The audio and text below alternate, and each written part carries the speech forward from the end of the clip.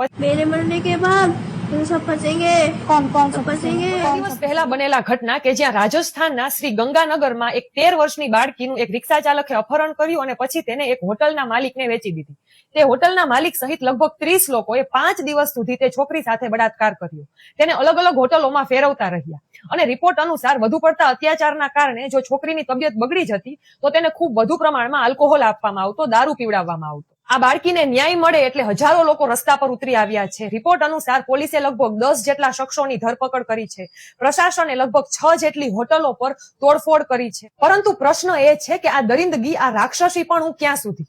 ન તો આ દરિંદાઓ 2.5 વર્ષની છોકરીને છોડે છે કે ન તો 18 વર્ષની.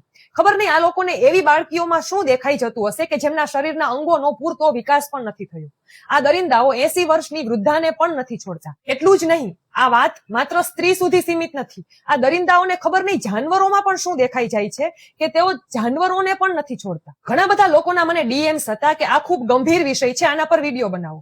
પરંતુ આના પર શું વિડીયો બનાવવો? કારણ કે ભારત દેશમાં બળાત્કાર કરવો એ જાણે એક રેગ્યુલર ક્રાઇમ બની ગયો છે કે રેપ કર્યું, જેલમાં ગયા અને છૂટી ગયા. કાં તો આરોપી એવા બહાને છૂટી જાય છે કે તે નાબાલિગ છે અથવા તો એવા બહાને છૂટી જાય છે કે આરોપી માનસિક રીતે અસ્વસ્થ છે.